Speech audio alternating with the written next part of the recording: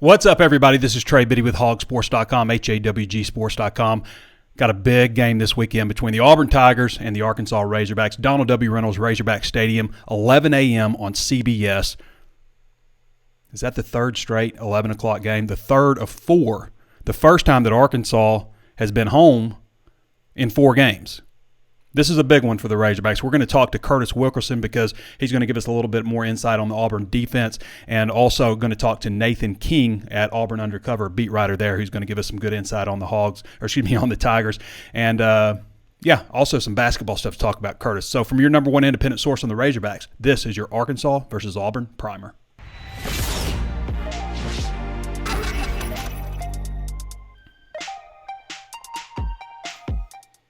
And before we get started, I want to remind you there's plenty of ways to watch and listen. You can always tune in on Facebook Live. Also, tune in on YouTube. Throw us a like, a thumbs up, a follow, subscribe, notification bells, whatever any of those platforms ask for. Also available on Apple Podcasts. Whatever you're doing right now, take a moment and throw us a 5-star review on Apple Podcasts. Say something nice about the show. Let us know what to think. Also available on Spotify, Stitcher, anywhere else you can think of to find your favorite podcast. HawgSports is just $1 right now for your first month. If you're wondering how to support the show, sign up for HawgSports for just $1 your first month. Give us a try over there. You'll be proud you did. You'll like what you get with HawgSports. All right. As I mentioned, 11 a.m. CBS, third straight 11 a.m. game. And then they got an 11 a.m. game next week. A funny joke rolling around. It's not mine, but Arkansas's bye week after next is going to start at 11 a.m. also. Should never have to play that many 11 a.m. games. I guess the good thing for Arkansas is that they are mostly away. You get this one, but the way the Arkansas schedule shakes up, because the game at Arlington was Arkansas's home game. The way it shakes up, you really only have a few. I mean, you had the Texas game, which was great. I mean, that was worth 2 or 3 games.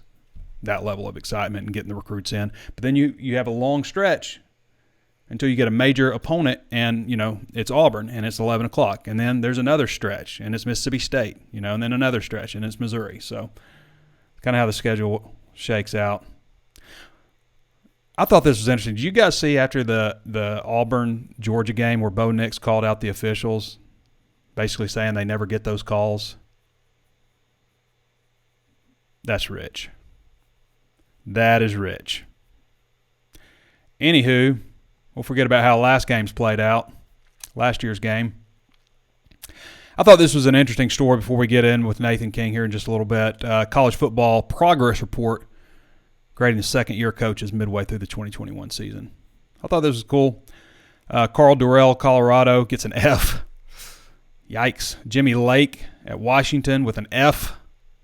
Mike Norvell at Florida State with a D-. That might be generous. Eli Drinkwitz at Missouri with a C-. Nick Rolovich at Washington State with a C. Mike Leach at Mississippi State with a C+. Greg Schiano at Rutgers with a B. Dave Aranda at Baylor with a B. Jeff Hafley at Boston College gets a B+. Lane Kiffin at Ole Miss with a B+. And Sam Pittman at Arkansas getting an A. An A for Sam Pittman. The shine's rubbed off a little bit these last couple games. They'll see if they can get it back for this one. If they get this one back, Arkansas's 5-2 suddenly. How have they played that many games? How have they played 6 games? We said it would go fast, didn't we? Isn't it bizarre how fast football season flies by? Maybe it's just me. Maybe it's me getting older. I don't know. Mel Tucker at Michigan State, by the way, is number 1 with an A+. So Mel Tucker gets an A+. The place he left, Colorado, after spending like 1 year there, I guess, gets an F for their hire, for their replacement.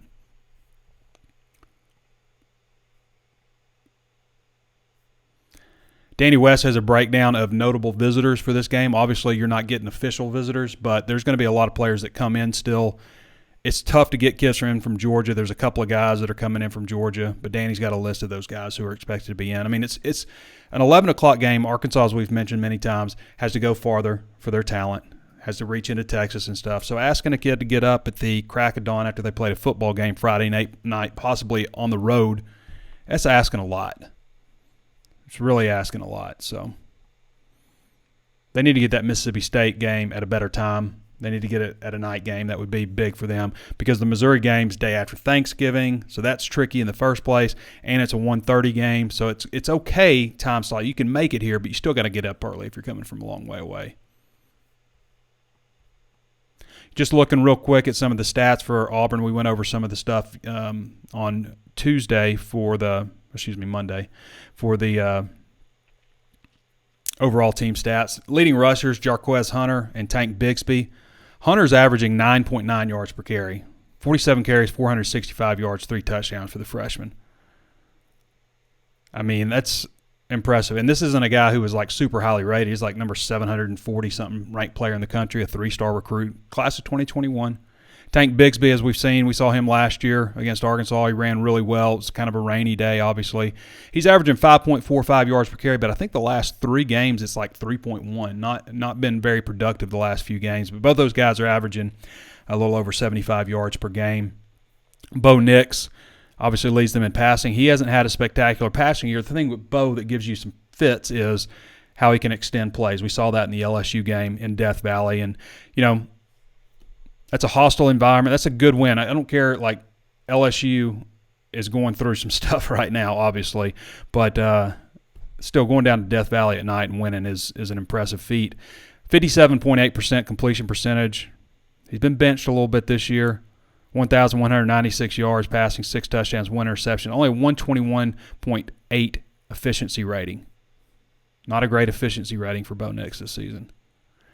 Top receivers, Demetrius Robertson, 21 catches for 231 yards. Kobe Hudson, 19 for 267. And John Samuel Schenker, who's the tight end, 19 for 256. So they spread it around a pretty good bit.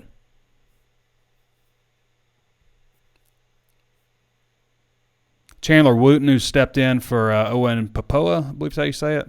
Might be wrong on that. Papoa. Somebody correct me if you want with the phonetic spelling. By the way, get your questions in. We're going to get to your questions here after a little bit, so get your questions in. But he's leading them with 43 tackles, which is 14th in the SEC. He's the guy that's kind of stepped in there for him. Sack leaders, Derek Hall and T.D. Moultrie, each with 3 sacks, which tie for 16th in the conference. Roger McCreary, senior cornerback, tied for 3rd in the SEC with 2 interceptions. Okay. I mean, this is a big one. I mean, Arkansas loses this one, that's 3 losses in a row. They definitely drop out of the top 25. You definitely drop out of the top 25 if you lose this one. You can't lose 3 games in a row. I don't care if it's to all ranked teams, and Auburn's ranked in the coaches' poll, not in the AP. It's an early game. It's a sellout. Sam Pittman announced last night it's a sellout. That doesn't mean the stands will be full. It just means all the tickets are sold. But it's still a really good indicator. 11 o'clock, Sam Pittman has basically said time is a construct.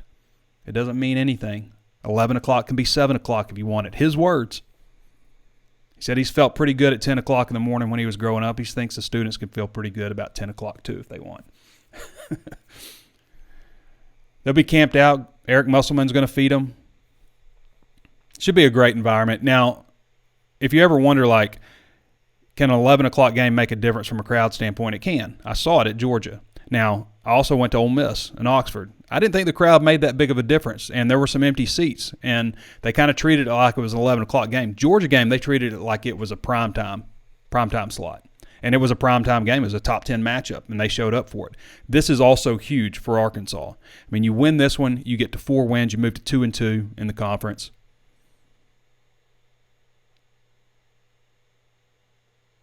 What did I say, 4 wins? You get 5 wins, 5-2. Yeah, I don't know what I said. 5-2.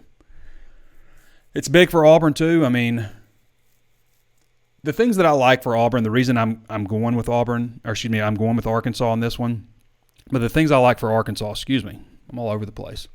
I like a second-year program more than a first-year program. Okay, even though Arkansas had farther to climb out of, I think they've done that. I like Arkansas's quarterback better. I like KJ better than Bo Nix. I think he's performing better. I like the home team. Those are some of the main points. We can go into about individual matchups and all those kinds of things, but those are the main things that I look at.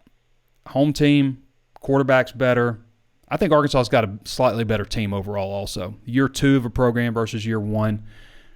I'm thinking somewhere along the lines 31-24, 31-27 maybe Arkansas in this one. So maybe everybody won't jump down my throat. Everybody guilted me in guilted me into picking Arkansas last weekend when I said on this show I was going to pick Ole Miss 1 week ago. Well, I was leaning to Ole Miss. I didn't say I was going to pick them. I wasn't finalized. But everybody was like, are you even a Hog fan? How dare you? How dare you, sir? Anyway, I'm going with Arkansas on this one. I think returning home, I think it'll invigorate them. The defense hasn't been playing very well. It's been a bit of a disappointment these last couple of weeks, especially last week. I mean, Georgia I can understand a little bit. First big game on the road in front of an environment like that, playing a defense like that, the number 1 ranked team in the country now. I can understand. I don't know if you can like, oh, it's fine, 37-0. But that's a black eye moment, I guess. And I've said this before, like I think that in year 2 of a program, what you should do, a great standard set, is to win your home games and give yourself a shot in the road games. They've done that and more. They've dominated the home games basically so far. The road games, the one black eye is Georgia just not putting up a fight. Nobody was expecting them to win. Some were, few, but mostly Arkansas fans, mostly diehards. But they just didn't put up a great fight in that one. And then the Ole Miss game I thought was more disappointing because the defense just – and I know they're beat up. And there's been, all kinds of talk. Is Jalen Catalon going to play? We see a brace on Grant Morgan's knee. There's all kinds of issues like that. But I think returning home, if the crowd's into it, it feels like the student section is going to be there. Eric Musselman ordered 1,000 breakfast burritos from Sonic to feed the students on Saturday. Sam Pittman has made a plea to come, support, be rowdy, treat it like it's a 7 o'clock game. It's all about the mindset. So I think it'll be a good crowd. I'm expecting a really good crowd. It's supposed to be like 56 degrees or so at kickoff. What time have we got? What are the details here?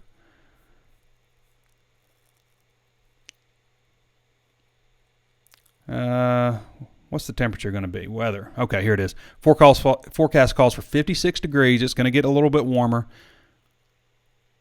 But that's nice. That's nice. That's football weather. No chance of rain. No chance of rain. Arkansas is currently a 4.5-point favorite, so the money's going Arkansas's way. It started out as a 3.5-point favorite. The under-over is set at 54 points. So I like Arkansas to slightly beat that and be pretty close on that betting line. You can read all more on the How to Watch stuff, including radio stations to tune into. On HawgSports.com. There's an article by our man Andrew Ellis right there on that. All right. I said I was going to get to Nathan King about now, so I want to get to him. So Nathan King, you can follow him at NathanKing247. He is a beat writer for Auburn Undercover, and we talked to him last year, got some good information from him too on last year's game.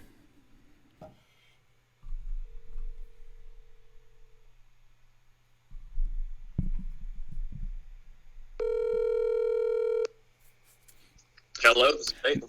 Nathan, how you doing, man? Thanks for joining the show. Hey, I'm doing good. How are y'all? We're doing good. We're good. We're looking forward to another 11 o'clock game. I don't know if you are aware, but this is Arkansas's I have heard that. Yes. Third straight 11 o'clock game and first game out of the last 4 in Razorback Stadium, which never should really happen from a scheduling standpoint. So, Nathan, I wanted to just jump right into this with you, and we'll kind of go along the same lines as we did with our behind enemy lines talk earlier. Can you update us a little bit on the on the Auburn injury situation? Who's been out? Who might be returning? Those kinds of things. Yeah, so they've gotten a couple guys back over the past few weeks who've just been dealing with minor injuries. The one I can really think of that stands out to me the most is Javarius Johnson. He's a starting wide receiver, or at least he was at the start of the season. That receiver rotation has kind of changed around a little bit over the course of the year. I'm not sure how well Arkansas fans know the problems Auburn has had at receiver, but they've tried out some different things. But the biggest guy who's missing right now, and we'll see if he comes back on Saturday, is Owen Pappo. He's a former 5-star recruit. He's a team captain this season, and he's part of that really talented linebacking core, that trio of experienced linebackers that are really the heart of this defense. He sustained a lower body injury against Penn State in Week 3. Still questionable. Brian Harsin is pretty mum on injuries. Really doesn't like to go into a lot of specifics, but his status for Owen Pappoe has been questionable the past 3 weeks, and he hasn't played any of those games. So we'll see if he's able to come back for this one. Then another starter on defense. It's not an injury, but an edge rusher named T.D. Moultrie. He has not played the past 2 games either, but for him, he's dealing with a compliance issue. The specifics of that are undisclosed at the moment, but we reported that it is a compliance issue, and he's having to sit out and wait while Auburn's compliance department is working on that. So we'll see, when he's able to come back. I would probably say he's doubtful for Saturday, just because we haven't heard any positive notes along that storyline so far this week. But yeah, that's probably they're pretty healthy at this point in the season, other than Pappoe. They've gotten a bunch of guys back, like I said, that had minor injuries, but pregame in Arkansas on Saturday, number 0 on defense, he'll probably be the one people want to take a look at, see if he's stressed out, because he can help him out in a big way if he's playing. Pappoe's so easy to say, and I want to say it so many different ways. I don't know why I struggle with that name, but I want to say like Papoa and all kinds. It's all the P's, I guess. It took a good year for everybody to get it under the belt. Yeah. Yeah. So, what would you say the biggest differences are for Auburn under Brian Harsin versus the previous regime with Gus Malzahn? Right. So starting with on the field, it's going to be a different looking offense than Arkansas fans are used to seeing when they play Auburn. It's a pro style. It's still a spread. It's still up tempo, but it is more pro style. You know that Mike Bobo likes to do that. He and Brian Harsin sort of put their heads together in the offseason, and obviously Harsin has been a play caller before. He's been an offensive coach his entire career, but he is not calling the plays. And no, this isn't a situation like with Gus Malzahn where he says he wasn't calling the plays, but he actually was. Basically, the way this sort of brain trust works is Mike Bobo is calling Brian Harsin's plays. I'd say it's Harsin's playbook, and obviously it's got a lot of Bobo flavor in there as well. But so you're going to see some under center. You're going to see some 12 personnel. You'll see some 13 personnel at times, and so it's some stuff that Auburn fans really weren't used to. Obviously Gus Malzahn was a lot more of your standard zone read system, and tight ends were sort of a thing of the past with them. Well, one of Auburn's most consistent pass catchers this season is a tight end, and they've certainly got a lot of use out of them blocking in the backfield too. So it's more of a utilized position right now, a little bit more emphasis on a downhill run game.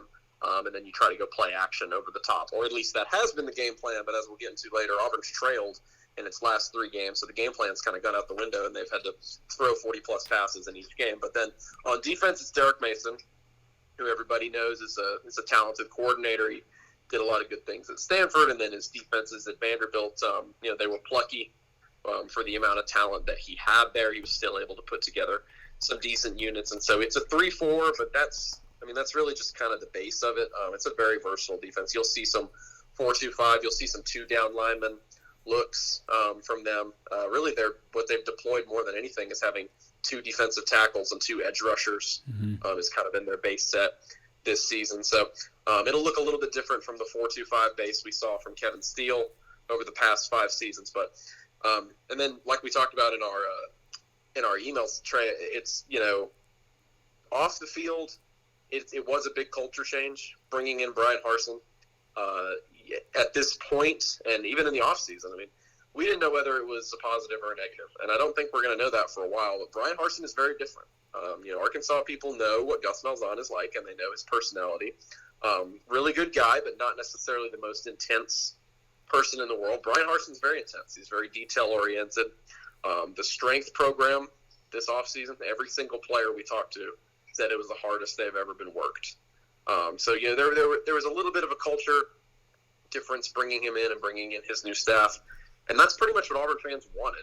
Because Gus Malzahn was pretty good. He put together some pretty good seasons. I think he objectively raised the floor at Auburn to where if he wasn't winning 9 games, it was a disappointment. So it's not like Auburn fans were upset with the amount of games he was winning. They just needed something, some sort of freshness in the program to change things up. It's getting kind of stale there at the end. So, again, too soon to tell whether that's a good or bad thing. I don't really think it's going to matter. Just like Gus Malzahn, Harsin's going to be judged on the amount of teams he puts together that compete for championships, and that's really the number one thing Auburn fans are looking for. Nathan King joining us. Nathan at Nathan King 247 on Twitter, beat writer for Auburn Undercover. Nathan, I wanted to ask you about Bo Nix. He's had an interesting season this year. What are your thoughts on him as a quarterback? Who is he, and what's been going on with him this year? Yeah, Bo's an interesting player. He's had some ups and downs in his career. He has certainly not been a boring quarterback to follow in the last 3 years. I'll say that much. I can't remember who it was. Somebody on Twitter put together early this season a chart of his quarterback ratings in every game he's ever played. So he started 31 games now. He's probably going to end his career as the having played the most games, having started the most games of any quarterback in Auburn history, just because of how many years he's been the full-time starter. But his quarterback rating chart looked like a roller coaster. I mean, there'd be some games where he'd have a spectacular performance, very efficient, and then other games it'd be 13 of 31 with 2 interceptions. He's just gone back and forth so much in his career. I will say, and it might surprise people, but I think this season he's actually been pretty consistent. I think he's consistently been the kind of player we know that he is. He's not somebody who's going to really blow you away, but he is somebody who can control an offense and move an offense down the field. And then he's also the guy that everybody, saw the LSU highlights, and he's been making these kinds of plays every once in a while in his career. But he's a really good athlete. I mean, he is the definition of a dual threat quarterback. They ran some pro day type drills in the offseason, and his 40-yard dash was better than most of the skill guys on the team. So he is a really athletic quarterback, and that's honestly what he does best right now, is just sort of create. Because, and we'll get to this later, I'm sure, but these pass catchers for Auburn and this receiving core is really, really struggling this season. So almost their best offense in the passing game has been Bo just scrambling around, guys coming open, just a scramble drill where you get guys open at the end of a play, because he's capable of standing back there and standing in and making a good pass. I mean, he's a 5-star recruit for a reason. He's got a really talented arm, but he'll fire it in there right on target, and the guys will just point blank drop it. So it's really tough to get a read on him this season. I will say he's probably a little bit better than his stats indicate. But at the same time, if you're a defense, you're not necessarily preparing for a guy whose stats are better than that, because you know that he's not got a lot of playmakers around him that are going to make up for that. So Bo's a talented quarterback. I like Bo. I think he's still got his ceiling. He's not necessarily there at his ceiling yet. At the same time, I sort of think we know who he is. He kind of is what he is. I don't think he's got much farther to go in terms of his development. I think he's a good, not great quarterback that needs playmakers around him in order to succeed, and he doesn't really have many of those this season. I'll get you out of here with this one, Nathan, but how do you see it playing out? What do you have? Do you have a prediction you'd like to give us? Yeah, so I think the biggest thing for Auburn is going to be establishing a ground game. And you talked about it in your responses to me, Trey, but Arkansas a little bit banged up over the past few games in that run defense as opposed to the first few games of the season. We saw Ole Miss go for over 300 yards on them. Obviously, everybody was getting theirs in that game last weekend. And Ole Miss does that to pretty much everybody. But Auburn's got a lot of talent in the backfield. I mean, Tank Bigsby's a guy that was a preseason All-American by some outlets just a few months ago. And over his past 3 games, he's really kind of lost his luster. He's only averaging 3.1 yards per carry. Just doesn't seem to have that burst right now. He doesn't have an injury, and the reason I say that is because his carries haven't diminished. He hasn't had any less carries per game, and Auburn's got capable guys behind him, and Jarquez Hunter and Sean Shivers, who are also capable of contributing in the backfield. So Auburn's got to get at least close to 200 yards rushing in this game, in my opinion, because we've seen what the offense looks like when they're not able to do that. They weren't able to run the ball on the road at LSU, even though they won that game. And the offense is just sporadic. It's capable of some big things. Bo Nix is certainly capable of making some big plays. We've seen that throughout his career. But right now, Auburn as a team leads the SEC in drops with 22. That's kind of the biggest storyline right now. And then the offensive line has regressed, really dating back to the Georgia State game, which, mind you, 3 weeks ago, Auburn almost lost at home to Georgia State. The offensive line has really not been pretty since then. So, to me, looking at this game, I've been impressed with what Arkansas has done this season. I think they're a bona fide top 20 team. You look at their 2 losses, they were 1 play away from winning last week. and then nobody's really going to hold it against you to lose to Georgia like that. And then their two big wins have aged pretty decently. Texas looks like a pretty good team. I know they lost, but they're certainly a top 25 team. And then obviously we saw what Texas A&M did. So I think we haven't talked much about the defense, but their pass rush has not necessarily been consistent, and really it just goes back to what we've seen from Auburn the past few seasons, where the offense isn't helping them out very much. The offense isn't. The defense will get 3 and outs here and there and look pretty good. And I do think this is an above-average defense, but then the offense will just turn right around and go 3 and out the other way. And when you put the defense on the field too often, it's not going to end up being too good for your results. So I think KJ Jefferson is a big challenge, literally and figuratively, and I like the big play weapons that he has, and I think they're capable of hitting a few of those against this Auburn defense. So I do think this is a really evenly matched game, but in that case, I'm going to go with the home team. I'm going to go with the weapons KJ Jefferson has, and I don't trust Auburn yet to be able to outscore. Like I said, I think Arkansas is a really good team.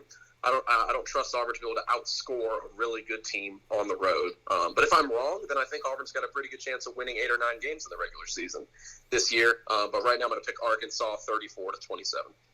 All right, Nathan. We kept you a little bit longer, but you kept providing great insight. Really appreciated it as always. And are you by chance making the trip to Fayetteville? I am not. No, had a little bit of a snag come up, so I'll be watching from home. I hear you, man. I've been on the road the last 3 weeks, and it is brutal. So I'm glad to be home myself this weekend. For sure. All right, appreciate you, Nathan. Thank you. All righty. All right, everybody. That's Nathan King again. You can follow him at Nathan King at Nathan King 247. He is a beat writer for Auburn Undercover, part of the 24/7 Sports Network. Okay, next up, we're going to go to Curtis Wilkerson because there is a few things we want to talk to old Curtis about. A lot of basketball stuff too. Basketball's starting to gear up. You can kind of feel that starting to happen. Hey, Trey. Curtis, my man, how you doing? I'm good. How are you? I'm doing great. So we want to talk a little bit about this matchup with Auburn and Arkansas, but there's a lot going on with Razorback basketball recruiting, specifically Jordan Walsh, Link Academy, Cedar Hill, Texas. Arkansas and Texas seem to be the main schools there for him. What are you hearing? What's going on with Jordan Walsh right now? Yeah, this has been a long time coming, this decision. Arkansas has prioritized Jordan Walsh for, at least a good year now. And, obviously things really started to heat up this summer. He made an official visit to Arkansas in June. That went really well by all indications on both sides of the coin there.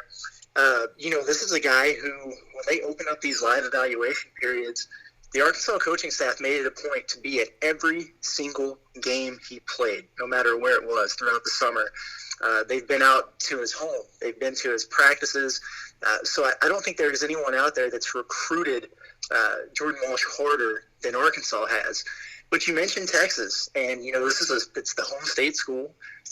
Chris Beard recruited him pretty heavily when he was at Texas Tech.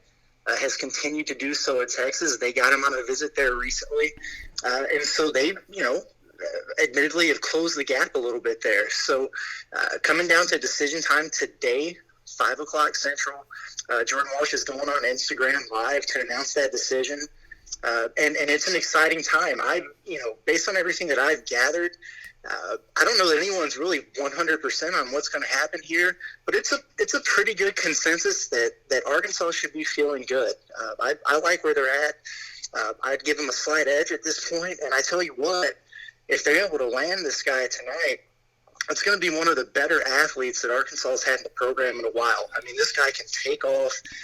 He can fly. He'll dunk it in traffic.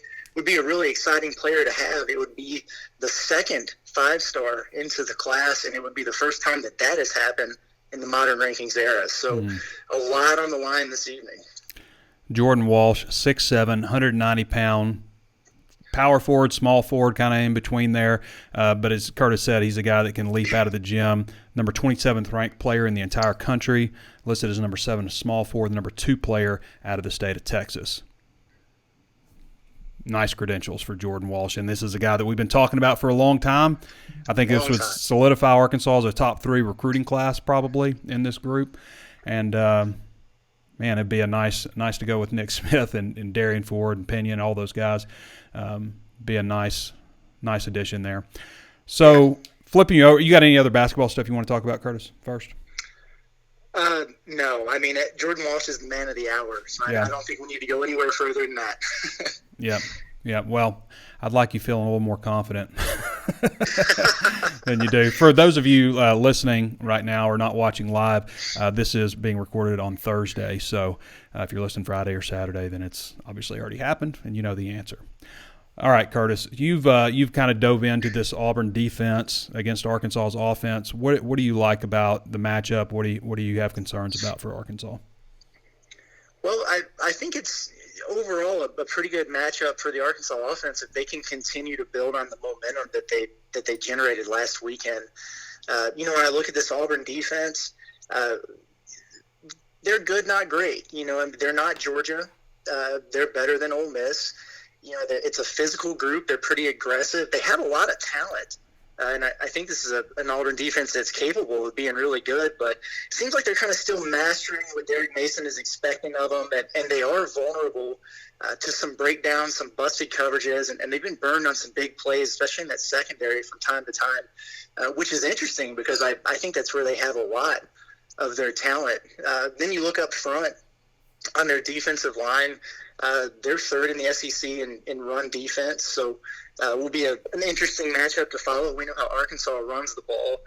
They've benefited on the interior from a couple of transfer additions. They have a seventh-year senior in Tony Fair, a big guy, 6'1", 330 pounds out of UAB that they brought in has helped them quite a bit. And then a Kansas transfer on that defensive line, and Marcus Harris, another guy on the interior who's been good for them. I do like their linebackers, so it's going to be interesting. But man, I'd like to think that Arkansas really kind of turned a corner. Again, that Ole Miss defense isn't great, but Arkansas looked good. They got a number of guys involved in the passing game, which I think was good to see. KJ Jefferson spread that thing out, and even in a loss, I think that unit gained a lot of confidence. We'll be going into another game with some, solidified a little bit on that offensive line. If Ty Clary's in there at right tackle again, which I thought he looked pretty good there last week. So I think this matchup can favor Arkansas here if they continue to keep the foot on the pedal and move forward like they did last week. How do you think it's going to play out, Curtis? Crystal ball. Well, I would like to think, and it's interesting, this is an SEC game that Arkansas is favored in. When's the last time that happened? Mm-hmm. But I do think that, this Arkansas team has turned the corner. 2017, by the way. Go ahead. There you go. There you go. I do think that this team has turned the corner to the point where you should win the games that you're favored to win in your home stadium. And it's been a while since they've been in that home stadium. And even though it's an 11 o'clock game, it sounds like there's going to be a pretty good atmosphere. I don't think it's going to be a cakewalk by any means. And I do have some concerns about, how beat up are they and worn down after, a pretty grueling stretch of games here. But I like the Hogs at home. I think, what'd you say, the over-under was set at 54? 54, yeah. I'd probably go over that. I think there's going to be some scoring in this one. But I think I'm going with the Hogs. Yeah, I think maybe just a little bit more scoring. This one, heck, Arkansas scored 51 last week, and maybe could have had 53, but that would have been nice. But almost scored that much on their own. So, all right, Curtis. Well, I appreciate the insight on Jordan Walsh, and we'll look forward. But round about what time are we thinking today on Jordan? Yeah, that's coming at 5 o'clock Central Time. Mm-hmm. 5 o'clock Central Time on his Instagram Live. He's going live with ESPN's Paul Biancardi. Okay, awesome. Well, thanks, Curtis. All right, appreciate it. Yep, no problem. All right, Curtis Wilkerson, join us again. You can follow Curtis at @KurtWilkerson_. He has been with us for over a year, has written well over 1,000 articles for HawgSports.com, and just an overall good dude who does a great job for us at HAWGsports.com. All right, before we jump into your questions, I want to remind you one more time, there's plenty of ways to watch and listen. Take a moment and leave us a 5-star review on Apple Podcasts. If you're watching on video or whatever, in fact, we've got some interesting ones on the reviews. And I said if you leave a great review, then we are going to mention you. So I'm going to read my favorite one here so far. Let's see.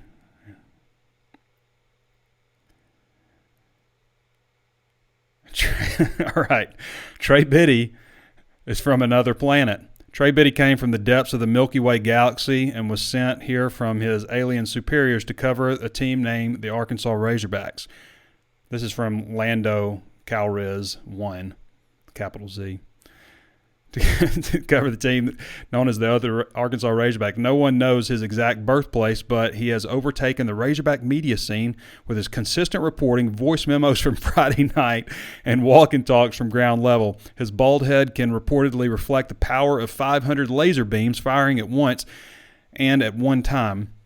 Was used as a satellite similar to our moon for another planet in our galaxy. All right, if you think you can beat that review, then I will read it on the air. But so far,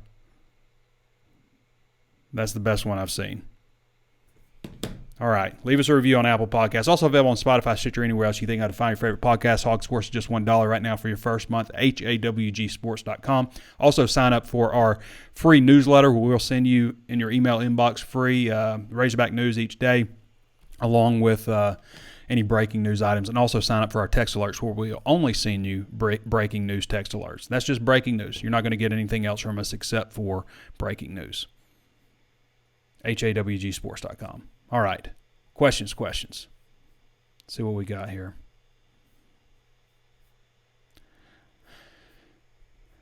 Marco Giles says, Trey, do us a favor, and Rick James slap anybody who still questions KJ's abilities. Rick James. Jonathan Parker says, what about putting Henderson on the offensive line? Henderson? Marcus? I think the thing with Marcus is they just feel like he's too light right now. They want him up over 300 pounds. He's more around 290. Gary Davis is Eric Musselman is the ambassador for the athletic department. Love this guy. He's done a great job, especially on social media. His social media interactions are better than any coach in the country. Josh Wilbank says, you have not woke up yet. Part of that's true. I'm a little wiped out feeling. I think maybe part of it's maybe the weather changing a little bit, but I do feel a little bit. I don't feel my normal self. Thanks for pointing that out, Josh. Jason Parker says our defense is going to show up. I think they'll show up better than they did against Ole Miss, but I still think that they're going to give up some points. They just don't seem.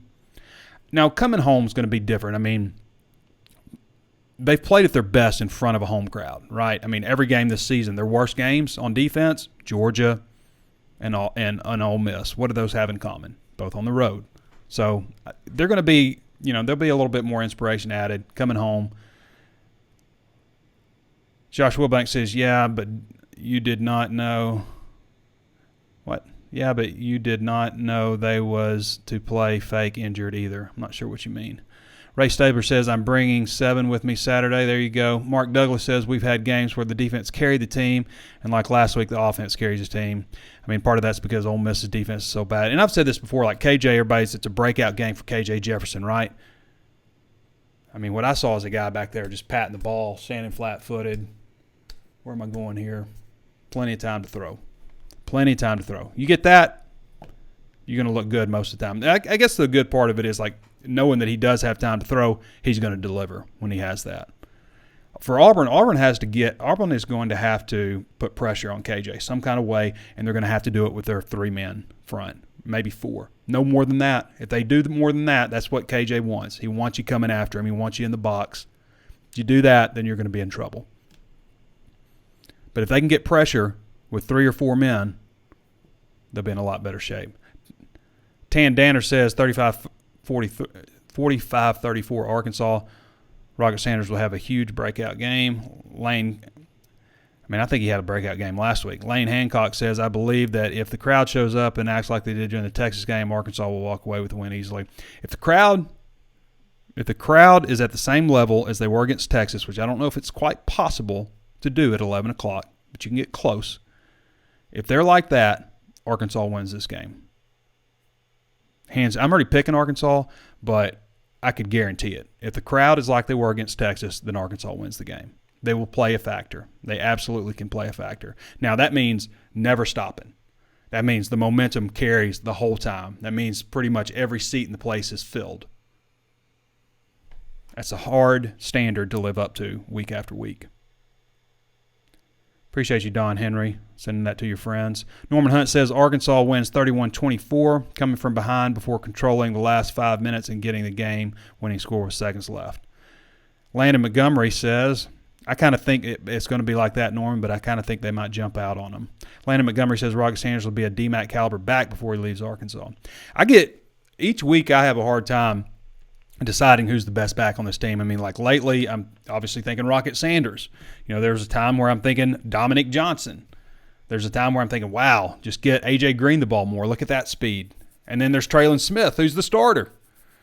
I mean, that's a good problem to have. I always like one back kind of, being the guy, but if it's going to be anybody, you kind of get the feeling more and more that Rocket Sanders, just by the way he's running. Now let's see how he runs against Auburn's defense. And he did some. I mean, he ran for I guess he combined for like 43 yards or so against Georgia. Part of that was on a 22-yard catch and run. Landon Montgomery says, Trey, does Arkansas bounce back or fizzy into mediocrity? We can still win the West. It's going to be tough. They're going to need some help from Alabama, obviously. I guess if you beat Alabama, take care of business, then got a good chance, right? I don't know. I feel like they're going to win this game. I mean, losing 3 in a row would be tough, especially with the way they started out. Pat Gamble says, go Razorbacks. Rick Dodson says, how are special teams expected to do? I mean, special teams are a crapshoot. You just kind of keep your fingers crossed. Blake Rutan says, I feel like Walsh is a lock. Todd Drake says, let's call the Hogs. Blake Rutan says, if we get Walsh, how about who will likely follow? More to come. Todd Drake says, can we get Anthony Black also? Those have been good questions for Curtis. If you want to talk to Curtis and have him regularly to be able to ask him questions, go to HawgSports.com, go to the Razor's Edge message form, and you can ask him any question you want anytime, and he's going to get to you. With Auburn's power running game, what are the chances we see a repeat to a lesser extent of the Georgia game? I mean, they're going to try to run at them. I mean, I don't think there's any question about that. But, I mean, we see a repeat of the Georgia game. What does that mean, like just pounding at them slowly over and over again? Because Georgia only had 3 plays over 15 yards in the whole game. They were just pounding the ball. They only threw the ball 4 times in the second half. Ole Miss a little bit different. They were just gashing Arkansas. Blake Rutan says, if we get Walsh, will we get Anthony? At least that's the popular opinion. Yeah, some people have said that. Cody Payne says, I got a lot of time. My question's out. They get buried. You're too famous now, Trey. Thank you, Cody. Oh, your question's timeout. Gotcha. Sorry. Blake Rutan says, my burning question this week has been, does Sonic – where'd it go? Does Sonic even keep enough stock? I know I was thinking that too. They have enough stock. They have enough eggs in Sonic. Feeling this week for Knox, breakout game, passing, and Johnson will knock some more folks on their butt. Hogs 34-21. Justin Starr says, there's a lot of 34-something, what I see out there. Cody Blasco says the game is almost sold out. It is sold out, actually. Jesse Brian Cox says, any news if we're going to try a 4-man front? They've been working 4-man front in practice. They've done that in other practices, and we've only seen 3-man fronts. So it doesn't mean it, but they have been doing that. Ron Wilkes says, Trey, you do absolutely incredible work. Love listening to you. Everything Razorbacks Hogs win by 3 touchdowns. Appreciate that, Ron. Take that, copy it, paste it over on Apple Podcasts. Let everybody know what you think of the show. Throw us that 5-star rating. If you don't want to leave a review, that's fine, but just go over there and pop over there and throw that 5-star rating. We really appreciate that. Elder Regional Allen says, Trey, I apologize for bashing you. Your pick was correct. I respect what you do. I appreciate that, Elder. I mean, I get it. Trust me. I absolutely do. And I ended up actually picking Arkansas to win, so I really did. And a lot of that, I think, just the more the injuries we heard going throughout the week, it just kind of seemed like that. The margin of error is razor thin in these games. I mean, it's razor thin. So little things like that, some can be keys. And Arkansas certainly could have won the game. And I mean, people criticize that play, but they also scored a touchdown on that play earlier in the game, the same play.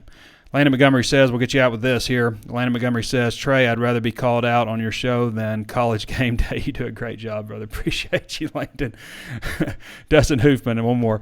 Do you feel like we are low on backups for defense and that wears us down throughout the year? Yeah, a little bit. I mean, they've been fortunate to have 3 linebackers because they haven't really had that lately. They haven't had like 3 linebackers they feel great about putting in there. So,